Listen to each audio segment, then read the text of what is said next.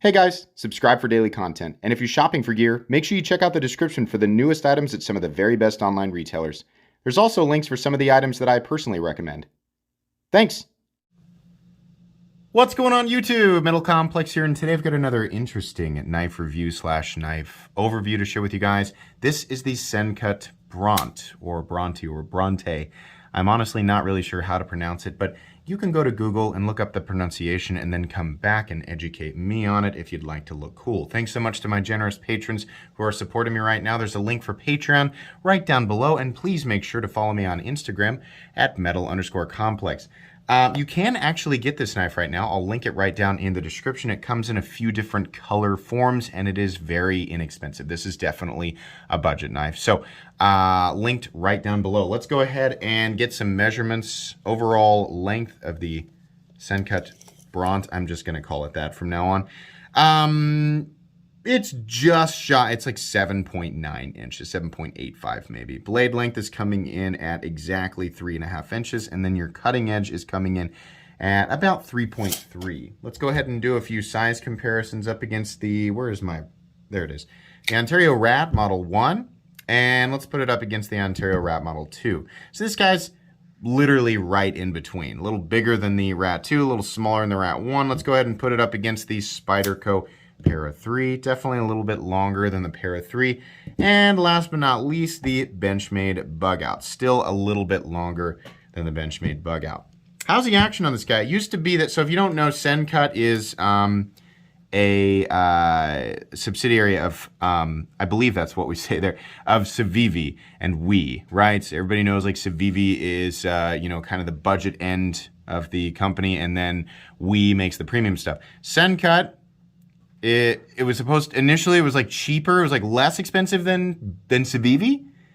And a few of their $20 to $30 knives that I handled, I was like, yeah, it definitely feels a little bit like a step down from a Civivi. Now it's like the new Sencuts are basically just the least expensive Civivis, and then they still make the Civivis.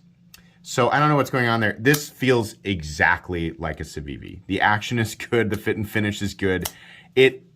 Honestly, if you didn't put that on the blade and you put the Civivi logo right there, I'd be like, yep, that's a Civivi. It feels exactly the same. This is a front flipper. Fortunately, they put this big, long, pull or fuller or whatever you want to call that in there. You can open it with two hands. You can use the reverse flick very easily because this is plenty deep enough, right? I think you can even kind of, thumb flick it like that, or you can use the front flipper, which is pretty easy, right? I'm glad that they added this deal in here so that you're not forced to use the front flipper. Pretty easy to deploy, and the action is very good. So length and height up against the PM2 and Para 3. Oh no, we need to do thickness. Thickness up against the Spyderco Para 3. It's about the same. Nothing crazy going on there. Length and height up against the PM2 and Para 3. You can see here it's a little bit longer. Maybe just a hair longer than the Para 3. At maximum height, which is definitely this area right here, it's still nowhere near as tall as the Para 3 or PM2. So it really shouldn't be that cumbersome in the pocket. For materials, we are looking at micarta, and then your blade steel here is D2, but I'm realizing that no, I'm sorry, it's not D2. It is right there. You can see it 9CR18 MOV, which is fine. This is a good stainless composition for this budget territory. There's nothing wrong there. The CRs you need to worry about or you need to look out for are a lot of the 8 CRs and below. So 8, 7, especially 5 and 3. A lot of that is, straight up poo-poo town. So you don't want that. But your 9CR18 MOV is a great stainless composition for budget territory. So no worries there. What do we need to do here? Let's go ahead and do a hardware check. I'll get out my tools. Oh, by the way, they do make versions of this knife in G10. So if you don't like the micarta, you can check out, I don't think it's red micarta. I think it's red G10. I could be wrong about that. Yeah, at least there are different, color variations of this. I think I said that at the beginning.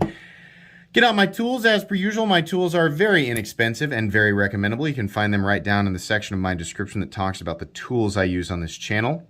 The pivot and the body screws are T8, as is the case with all Civivi knives. It looks like Sencut's going the same way. The pocket clip screws are T6. I don't have to check those.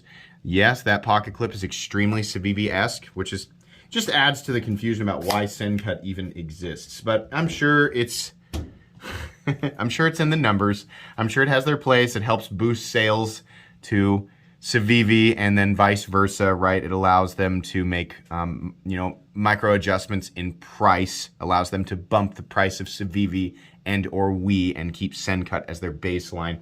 That would, seems like the strategic purpose that I would assume. So, but I don't actually know that. I'm just guessing. Anyways, not really that important. Let's go ahead and measure blade stock thickness here. I'm going to guess that this comes in at something like 115 thousandths. And, oh, is it a little thinner? Or, oh, did I get it on the floor? No? It's saying 107. I bet it's like 110. Let's make sure. Let's do one more. Make sure I get it right on the right part there. Yeah, no, I was right originally. It's about 115 thousandths. Pretty typical Civivi. I keep saying that because this is, again, basically a Civivi. Weight on this guy. If you take a look at the inside, you can get my flashlight right down in the description. I love this thing. So cheap. Titanium flashlight. There is some milling in there for weight reduction, so that's good because it would otherwise add, given the fact that the liners are steel, it would add significant weight. Whoops. I don't know what's going on there. Weight coming in at 2.96 ounces, which means ratios are good. This is going to be an easy knife to carry, pretty compact, not super heavy, so that's awesome. Is there anything else we need to do here? I don't think so. Let's go ahead and move into the meat and potatoes here. So this is a pretty straightforward design. Ergonomic design of the handle is a rectangle. There's really nothing else going on. It is a comfortable rectangle for, in every way except for one, and that is the pocket clip. Civivi and Wii and Sencut. Some Wii models, not all, right? They just insist on this pocket clip, right? They obviously made some big decision and they're like, this is the pocket clip we're gonna put on like 90% of the stuff we make for the next 5 years. I really wish that they'd change it. This is a hot spot in the middle of the palm on almost all of their designs. It's not the worst thing in the world, but it is obnoxious and you're gonna notice it, which is why I bring it up in every single Sencut, Civivi, or Wii review where it applies. There's some nice chamfering right here, which makes this a comfortable rectangle. And then the access to the liner lock is great because this area is cut out right here. So it's actually pretty easy to manipulate. The blade's gonna come down, if you're manipulating with one hand, if you get it right up at the top, it's gonna catch you right on that sharpening choil you can see there, which is fine. Because the sharpening choil is not the sharpened part of the blade. So it's not going to cut through your fingernail or into your bare skin or anything like that. It's very easy to manipulate with one hand. If you are, used to the front flipper thing, to me, the front flipper thing has become, I used to complain about it. It's become as easy as, using, or almost, it's like 90% as easy as using a thumb stud or a flipper tab. But for those of you who are still getting used to it or don't like doing it like this, you can just reverse flick with the fuller, which is something that pretty much anybody can teach themselves how to do in part of an afternoon at the slowest pace. It's really pretty, if you get the right detent, which most knives nowadays, right? This isn't really a difficult thing to figure out. And it's less of a flashy trick and more of just a convenient way to open your knife nowadays, right? So I like this. I like that a lot. I have no problem with that whatsoever. There is a ton of room right here since you're not limited by the weird peaks and valleys or anything like that, and there's literally no finger guard whatsoever. You got a nice big open canvas to hang on to this knife.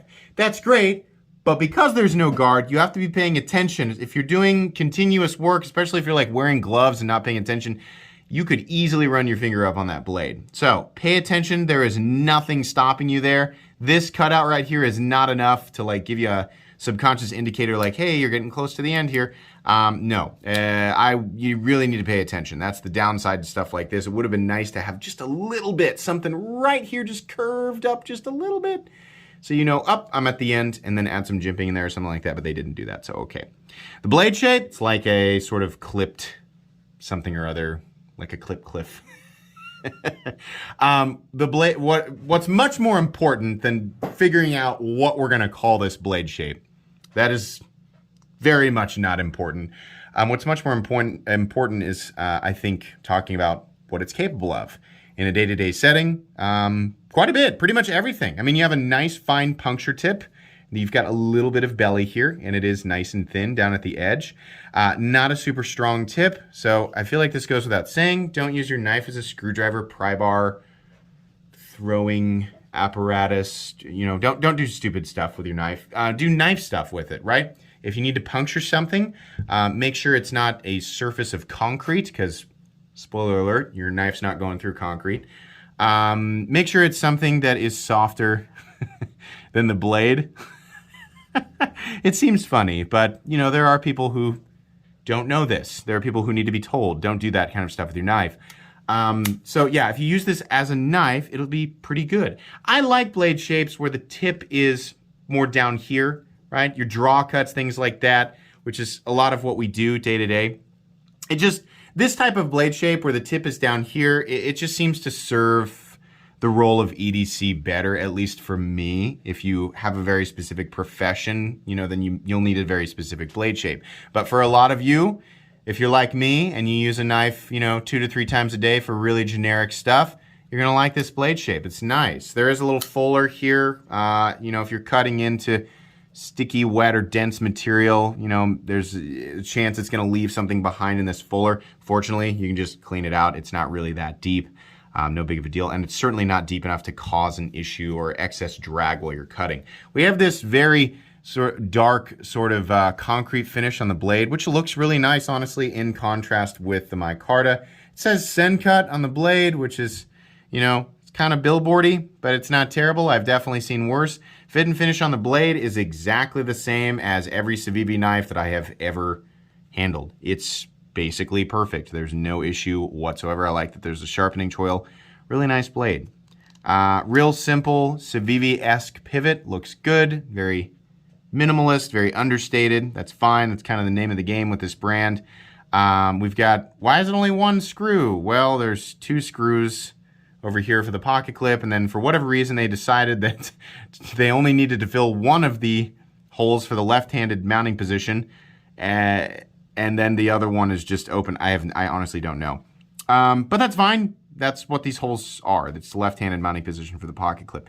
We have a couple of standoffs back here, and then some, I don't know, some integrity bars. One of them or both of them are for a lanyard. So you can put a lanyard on this thing, and we don't have to worry about some big, dumb, ugly hole that is in the way of the much more important element, and that is the pocket clip. The mounting position of the pocket clip is good, and it's nice and deep, so you don't have to worry about some, you know, for tactical reasons, you want half the knife sticking out of your pocket. No. Not saying that the deeper the better, but, you know, the position of the pocket clip is good. It's nice and deep, and the pocket clip's going to allow you to pull the blade from your pocket and put it back in pretty easily. Really, the only issue with the clip is the bill. It's just too high. That's the issue with all of these clips. It's not that big of a deal, but it is frustrating to see it on everything. This clip would be fine if they would just knock that bill down to about here. It really doesn't need to be this. We have what I call garage stops, which means the stops are attached to the blade, and instead of being exposed like on the ZT-0562, they're underneath the scales. That's kind of cool, and they operate the same way. I like this because it offers an additional point of contact versus a traditional stop pin where it's just 1 point of contact like this, right? So the benefit there, less about strength. I always say, oh, it mitigates pressure away from the pivot during kind of a twist cut. That might be true in some measurable way. More importantly, it offers better stability when you are trying to adjust the pivot to get the right action you want. And also eliminate blade play. That's the main benefit there. So, at least in my experience. Lockup is coming in at about, it looks like 50%. No blade play, up, down, left, or right. No lock stick, no pivot lash. All you companies out there making knives in the $100, $200, $300, $400, $500 price point, most of them have eliminated pivot lash. But every now and then I handle a fairly expensive knife with some pivot lash. What is pivot lash? Open the blade to 90 degrees, pinch here. what you're doing is grabbing the blade and moving it up and down. If you can feel play, it means the hole in the blade that's meant for the pivot is cut slightly larger than the pivot barrel itself, which is not going to cause a functional problem with your knife, but it's kind of a fit and finish. It's the way that I measure, like, is all of the fit and finish, like, are all of these parts cut exactly right? If there's nothing there, you can assume that everything is cut that way, right? The mounting slots for the standoffs, right? The holes for the screws, everything like that. There are definitely companies who, you know, are charging a lot of money, and we see those types of fit and finish issues. So, you know, hey, Sencut can do this on a $50 knife. So let's get with it. And I'm not just talking about companies that are not, because these are made in China, right? I've definitely handled knives made in China that are supposed to be super duper high quality that are $200 or $300 and they still have it. So it's not like China's getting everything right and everybody else is getting it wrong. No, I'm not saying that. It's just like, come on, if Sencut can do it, then everybody should be able to do it. We have centering that is slightly off, which truthfully is something that I'm still seeing with Sencut. However, it could be that it's just coming off center because I'm sitting here flipping it over and over and over again. So let's find out. Tighten her up just a smidge. Oh, it was. Oh, I spoke too soon. Yeah, I'm sorry. It was for me flipping it. Well, the action's still fine. Okay, so Face it, that's a quality control issue. Pivots are backing out. Tools, Loctite. It doesn't matter if you're buying a $20 knife or you're buying a $2,000 knife. As you flip it, over time, that pivot will inevitably back out. That is how that's going to work. Sometimes it takes a week, sometimes it takes 10 years, but that's what's going to happen. So, get some tools, get some blue 242 Loctite, and set it, right? Sometimes they come with Loctite and sometimes they don't. There's pros and cons to both of that, right? What we don't want is red Loctite. Don't put red Loctite on anything that's a knife. Don't do that. Yeah, if it backs out, it's not a big deal. Don't send it back. Just Loctite it. No big deal.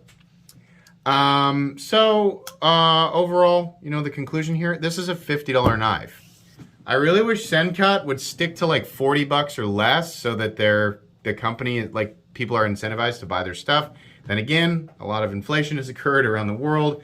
I don't know what the markup is on Sencut or Civivi knives. I have no idea.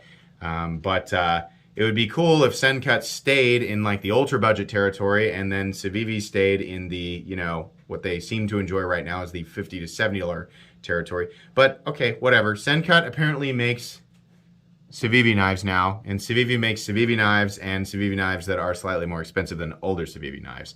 It is what it is. This is still very inexpensive and it's pretty much on par for, you know, the $50 competition zone. If you like how this looks and you like front flippers, yeah, you're gonna like this. This is a good knife. There's not really much to complain about here. So this is gonna go in my cheap knives I like playlist, which it's a budget knife playlist, anything under 75 bucks that I like. And then it's also gonna go in my recommended knives playlist because it's a recommended knife. This is a good knife. I like it. Yeah, I appreciate the gentleman who sent this. Very cool, absolutely. And I should have said something here. There we go. That's just this gentleman right here. So make sure you give him a follow. This is going to go back to him now that I'm done with it. So anyways, please make sure to follow me at metal_complex on Instagram. That's going to be pretty much it today, guys. If you enjoyed this video, leave a like. If you'd like to check out my other content, I do, of course, have lots of videos of knives that are either expensive or inexpensive that I do or don't like, so check those out. And if you enjoy all my content, go ahead and click on that Metal Complex logo right there and subscribe because there's definitely more coming. Thanks again for watching, everybody, and have a great day.